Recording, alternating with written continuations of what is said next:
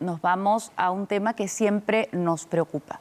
Las personas que trabajan con el gobierno, que obtienen contratos con el gobierno, que terminan siendo asesores del gobierno, siempre, decimos, tienen que ser las personas más calificadas, más capacitadas, porque son personas que al final van a servir al ciudadano. Y es por eso que siempre estamos poniendo la mirada sobre quiénes son.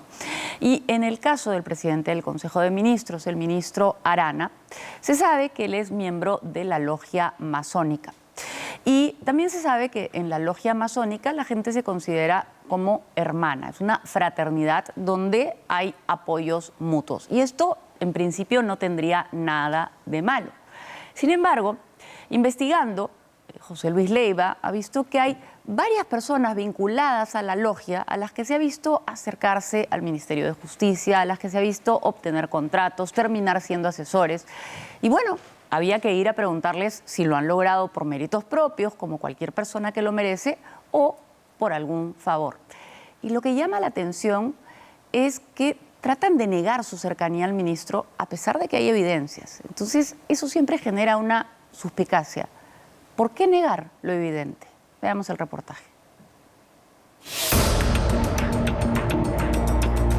Es el hoy premier Eduardo Arana en una faceta poco conocida al interior de su logia durante discretas ceremonias masónicas. En su indumentaria se observan los prominentes collares dorados, la banda que le cruza el pecho, el gorro bordado, insignias y el delantal propio de un maestro masón. Los masones somos personas comunes y corrientes. Personas que tenemos y nos reunimos a través de unos ciertos ideales en nombre de una gran idea que nos guía, que a quien le llamamos el gran arquitecto del universo, y sobre el cual desarrollamos pues nuestras actividades en los templos que denominamos logias. Nada tendríamos que decir sobre la masonería del hasta hace poco ministro de Justicia, hoy premier, si no fuera porque personajes vinculados a la logia aparecen en visitas a diversos ministerios interesados por proyectos, recibiendo certificaciones y, por supuesto, con contratos. Pese a fotografías, lo niegan. Quería consultarle, señor Falla, ¿cómo usted llegó aquí al Ministerio de Justicia? Bueno, yo soy un profesional con muchos títulos. ¿Lo trajo el señor Arana? No, o sea... ¿No lo trajo el señor Arana? No. Usted visitó el Ministerio de Justicia en julio del año pasado. ¿Para qué fue esa visita, señor Venero? Era que estábamos pidiendo que este año se declare el año de José Faustino Sánchez Carrión. ¿No fue para que le dieran el certificado para la Fundación Legado de Bolognesi que usted integra? Yo pertenezco ahí, pero no me acuerdo cuándo fue mi tía. Si un fiscal investigara estos hechos porque considerara que existen indicios de que se está privilegiando a unos por encima de otros de manera ilegal, ese hecho de las visitas, de la obtención de puestos públicos o que existan ciertos trámites, podría, en función del contexto, calificar como tráfico de influencias, colusión desleal, entre otros delitos. Sí, juro. Eduardo Arana es masón antes de ser ministro de Justicia y premier. Pertenece al Supremo Consejo del Grado 33 para la República del Perú. Las logias son sociedades secretas, ¿no? Y lo fueron así pues hasta el siglo XIX aproximadamente. El vínculo al interior de las diferentes logias masónicas es bien fuerte porque son espacios donde la gente participa activamente, ¿no? En las actividades rituales, en las ceremonias propias de la organización. El vínculo es indeleble. El hoy premier lo sabe bien y lo manifestó en una entrevista en 2021. Muchos de los quienes ejercen función pública, lo que hacen es más bien, al momento de ejercer su función pública, es permanecer separados de la masonería para evitar algún tipo de conflicto de interés. Pero hoy, ya con el fajín ministerial, los hechos mostrarían lo contrario. Una aparente red masónica que se mueve al interior de instituciones públicas y que tendrían al hoy premier como factor común. Este hombre se llama Elías Falla Villegas. Pero quería consultarle, señor Falla, ¿cómo usted llegó aquí al Ministerio de Justicia? Bueno, yo soy un profesional con muchos títulos. ¿Lo trajo el señor Arana? No, o sea... ¿No lo trajo el señor Arana? No. Es consultor FAJ del despacho ministerial del Ministerio de Justicia desde noviembre del 2023, cuando Eduardo Arana era el titular del sector. Gana 15.600 soles mensuales según el portal de transparencia. Esta fotografía registra al hoy consultor FAJ en una logia con el delantal, la insignia y la medalla de un masón en pleno rito y acompañado de la hermandad. Esta otra imagen demuestra el vínculo masónico con el hoy premier. Eduardo Arana y Elías Falla se inmortalizan en este templo de alfombra roja rodeados de simbolismo. Ambos se muestran sonrientes. La fotografía fue publicada por el propio Supremo Consejo Grado 33 al que pertenece el hoy ministro. La fecha 29 de abril del 2023, cuando Arana aún no era parte de este gobierno. Esta es la descripción de la foto. Eduardo Arana Isa, grado 33, entrega diploma a Elías Falla Villegas, grado 9. Después de esta instantánea, con Eduardo Arana ya en el Ministerio de Justicia, se contrató a su hermano masón como asesor FAJ para el despacho ministerial y continúa en la institución hasta ahora. Pero él, tal parece, que prefiere el secretismo. ¿Lo trajo el señor Arana? No, o sea... ¿No lo trajo el señor Arana? No. ¿Ustedes se conocen de la escuadrilla masónica, de la logia? No. ¿No tiene fotos con él? No sé, de verdad, gracias. Así, Elías Falla pasó de 9.110 soles como asesor en el Congreso a casi 16.000 soles mensuales como consultor FAJ en el Ministerio de Justicia. Cuarto Poder solicitó una entrevista con el hoy premier para este reportaje. Sin embargo, respondió con un comentario vía WhatsApp a través de su área de prensa. Señaló que nunca se favoreció a nadie, pero sí reconoce que se invitó a trabajar a una persona de la orden masónica, tal parece en alusión a su asesor Elías Falla, quien prefirió no reconocer nada. ¿Ustedes se conocen de la escuadrilla masónica, de la logia? No. ¿No tiene fotos con él? No sé, de verdad, gracias. El hoy premier Eduardo Arana ostenta el grado 33 dentro de la masonería, según la descripción de estas otras fotografías. La jerarquía interna consta de 33 grados. Bueno, los grados básicos, ¿no? El nivel básico, si tú quieres, más simple, ¿no? Es entrar a aprendiz, pasar a ser compañero y luego maestro. Ahora, al interior de maestro hay una diversidad a la vez de grados. El grado 33 es el grado máximo porque estamos en total, son 33 grados, ¿no? Para el caso de rito escocés. Tiene el máximo grado y dentro de su concepción masónica, Arana decía en el 2021 que hay una diferencia esotérica entre el hombre y la mujer. Cuando a mí me preguntan, por ejemplo, ¿por qué un masón no puede recibir a las mujeres? Yo le doy la respuesta siguiente. Pregúntense por qué una mujer no puede oficiar misa. Pero lo que para mí no existe como posibilidad es que se entienda que esotéricamente el hombre y la mujer tienen la misma capacidad de desarrollar, como les acabo de decir. Si ustedes me resuelven la pregunta de por qué la mujer no puede oficiar la misa, es la misma razón por la cual la mujer no puede en ciertos casos desarrollar actividades masónicas. Muy sencillo. El rastro de la orden masónica no solo aparecería en el Estado con este asesor FAJ. Este otro personaje ha reunido en total 5 visitas al Ministerio de Justicia cuando Arana era el titular del sector. Su nombre, Mario Venero Ferreiros. ¿De dónde usted conoce al ministro Eduardo Arana? Yo lo conozco de hace años. ¿No se conocen ustedes a raíz del Supremo Consejo Grado 33? También. ¿De la logia? Como le digo, yo lo conozco años. Y nos vemos de vez en cuando. Yo soy miembro del Consejo Supremo.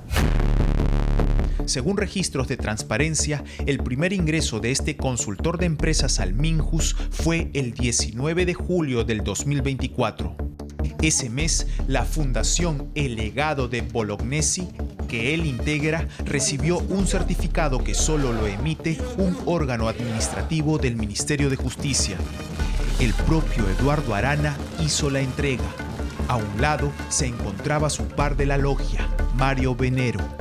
En este caso, la Fundación El Legado de Bolognesi tiene un papel sumamente relevante porque va a ayudar a la familia del Ejército y en particular a desarrollar aquellos aspectos en los cuales el Ejército necesita del apoyo externo. Para obtener esta certificación del Minjus, la cual es obligatoria, la fundación tenía que cumplir una serie de requisitos. En este caso, durante el proceso saltaron algunas trabas, según el visitante miembro de esta fundación y también de la Orden Masónica del hoy Premier. La Fundación Legado de Bolognesi, ¿desde cuándo estaba tramitando su inscripción? Desde enero del 24, sí. ¿Y por qué se estaba trabando? Porque nos equivocamos en el pedido de registral. Cambiaron las normas y tuvimos que volver a hacer la escritura. La certificación que finalmente entregó el entonces ministro de Justicia era elemental para los fines de la fundación. La certificación, ¿qué les ha otorgado a ustedes? Por lo pronto, estar inscritos. ¿Y eso qué les permite a ustedes? En este momento, nada. ¿Y después? Después, cuando hagamos obras para el Ejército, principalmente, y la gente vulnerable, ya haremos más obras. Como hacen casi todas las fundaciones, reciben dinero, hacen una obra, se publica y se acabó. Según su versión, de todas las visitas al Ministerio de Justicia, solo habló una vez con el ministro. Una vez fui con un grupo de gente, masones, para pedir que el año sea José Faustino Sánchez Carrión, por sus 200 años, el del Tribuno de la República, porque fue el fundador de la Logia Orden y Libertad. Hay más coincidencias en torno a este visitante del Minjus y miembro de la Logia del hoy Premier. Resulta que Mario Venero conformó esta asociación y esta empresa, hoy dadas de baja, lo hizo con Luisa Vidal Con, quien el 13 de enero de este año asumió la jefatura de la Oficina de Infraestructura y Soporte Tecnológico, nombramiento firmado por el entonces ministro de Justicia, Eduardo Arana. Pero hay más personajes en esta trama. O nosotros nos autodefinimos como una sociedad discreta.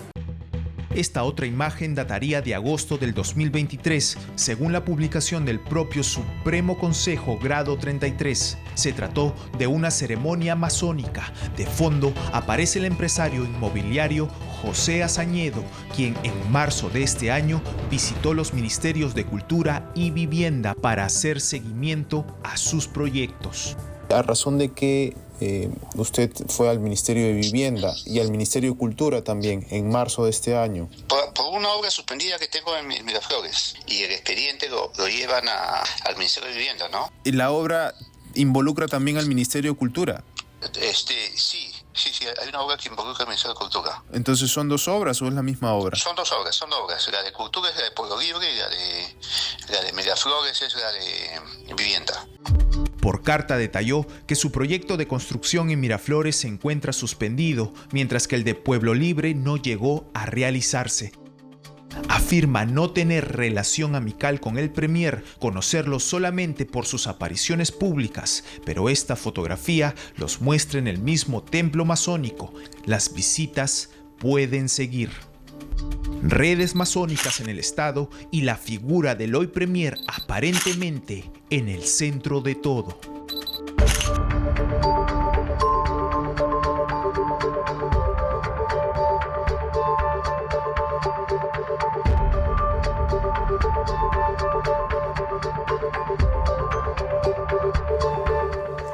parte fundamental del trabajo periodístico investigar quiénes son las personas que están cerca al poder para garantizar que no se utilice indebidamente.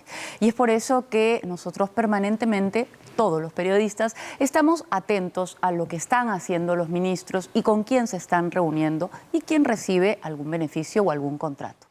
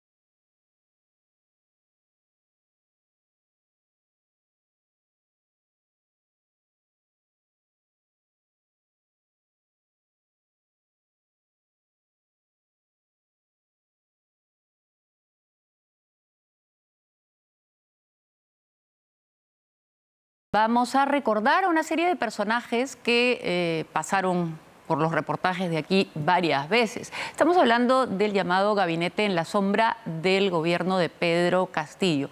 Una serie de personas que se encuentran investigadas por graves delitos como organización criminal, colusión, cohecho.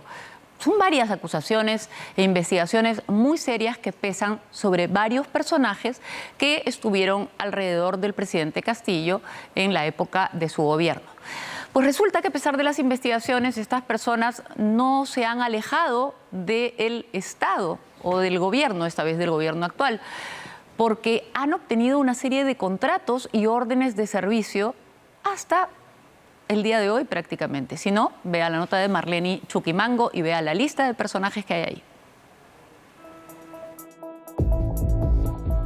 El gabinete en la sombra que habría operado bajo el mandato de Pedro Castillo, el círculo de poder que según la Fiscalía habría sido pieza clave en una red de corrupción enquistada en lo más profundo del Estado, no se ha alejado del aparato público.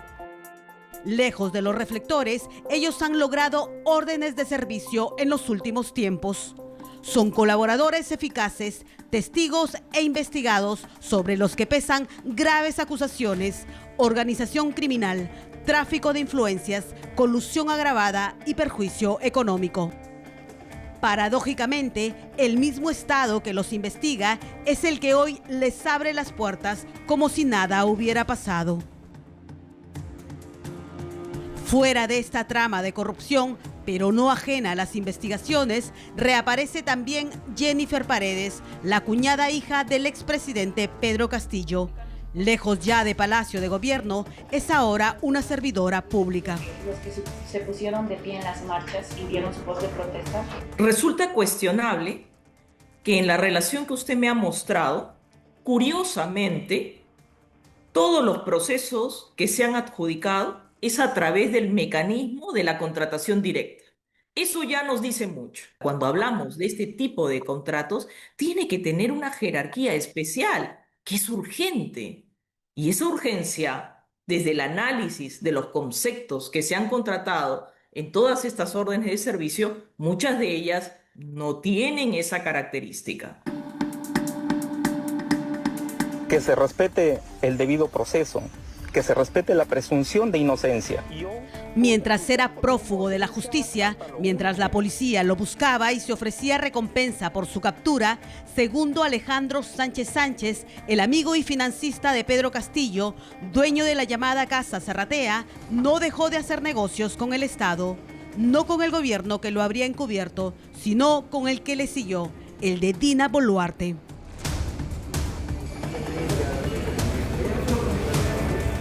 A través de la empresa Abdalá Perusac, de la que es accionista, logró obtener entre el 2023 y 2024 órdenes de servicio por más de 170.000 soles.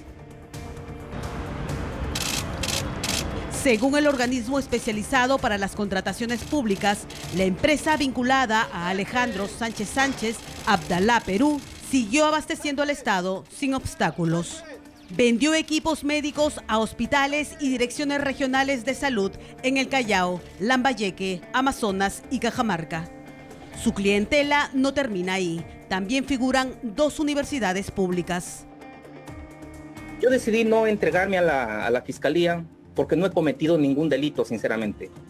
Él era perseguido por la justicia, pero su empresa siguió firmando contratos como si nada.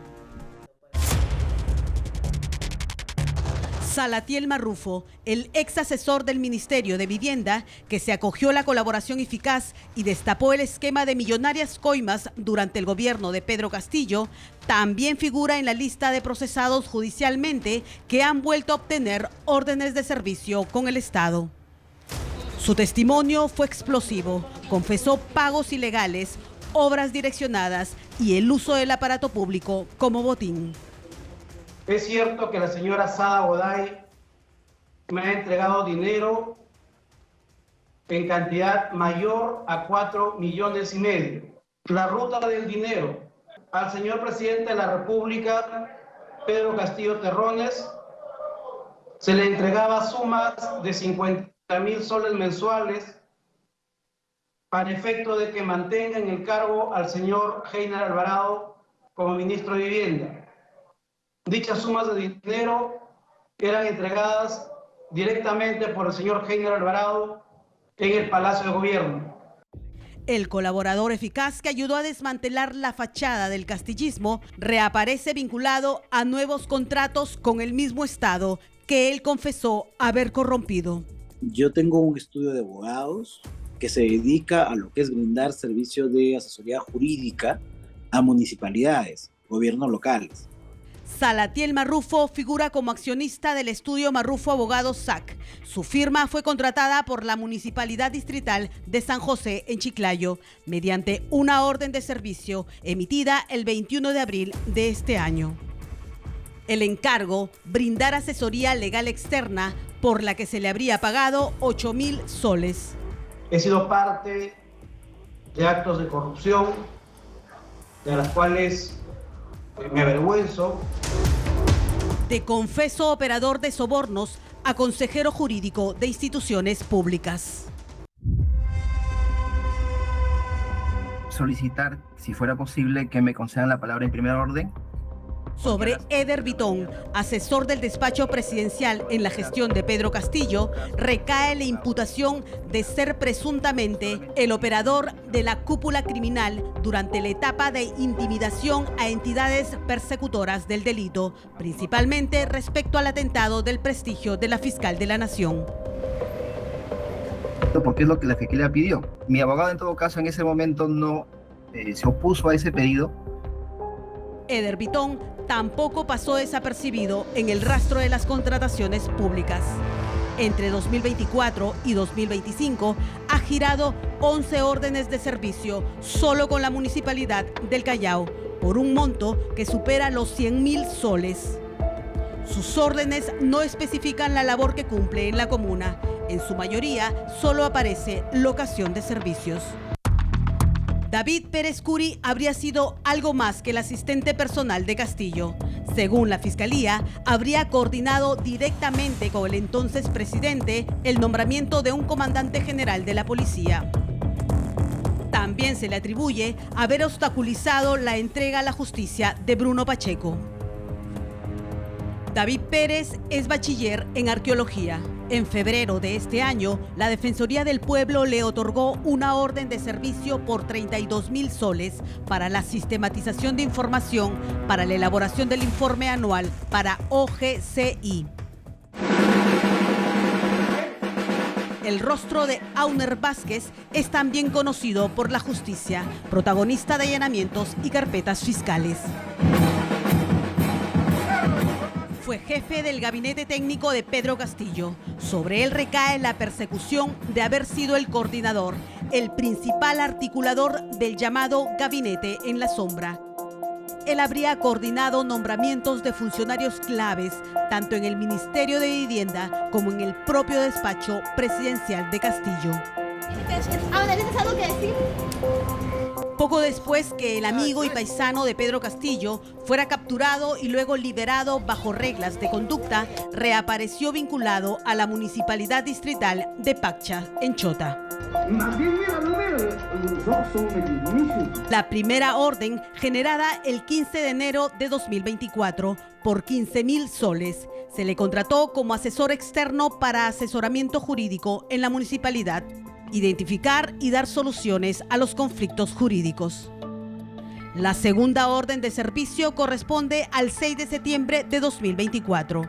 Se le pagó 9.500 soles para asesorar en la mejora y eficiencia de las oficinas de la gerencia de la municipalidad y la alcaldía. Fuera del núcleo central del llamado Gabinete en la Sombra, pero no ajena a la polémica, reaparece un rostro conocido: Jennifer Paredes, la cuñada hija del expresidente Pedro Castillo. Durante su mandato, protagonizó un video que generó controversia nacional. Se le ve presuntamente ofreciendo obras de saneamiento en Chota, su tierra natal, junto a su amigo y empresario Hugo Espino, beneficiado con contratos por más de 3 millones de soles. Estamos aquí para cumplir una función que ya está encaminada. El perfil ya está aprobado de su proyecto. Entonces yo he venido el día de hoy a sacar los datos necesarios para llevar y aprobar el proyecto que necesito. Por ese episodio, ella enfrenta una investigación fiscal. Hoy ella ha regresado a donde todo comenzó. Está aquí el presidente, ¿su secretario tiene? ¿Quién es el secretario? Sus estudios en administración le han permitido ser contratada como asistente administrativo en la Municipalidad Provincial de Chota, a través de una orden de servicio emitida en mayo de este año. Por la prestación se le paga 6.900 soles. El pueblo es el que designará en su debido momento qué cosas pasan y qué cosas no. Resulta cuestionable que todos estos servicios hayan sido contratados por el mecanismo de la contratación directa, lo cual no favorece competencia y no favorece a los intereses del Estado. ¿De quién es la responsabilidad?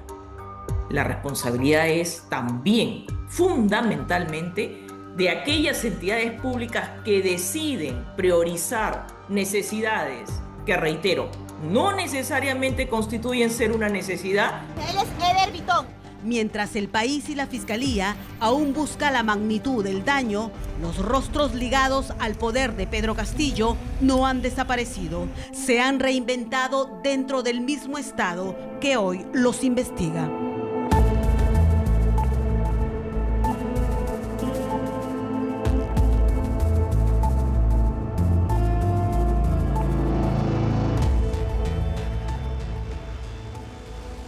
La especialista lo dice claramente al final del reportaje. Resulta cuestionable y además deberíamos añadir, resulta sospechoso que se utilice tanto el mecanismo de la contratación directa que no favorece necesariamente a los intereses del Estado y por lo tanto de todos los peruanos.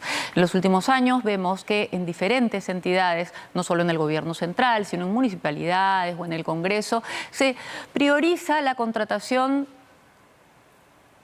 de alguna manera dirigida o circunscrita que favorece que sean siempre algunas personas allegadas de alguna manera las que logran entrar a trabajar para el Estado. Y esto, como dice el especialista, no favorece la meritocracia ni favorece necesariamente la eficiencia de los servicios.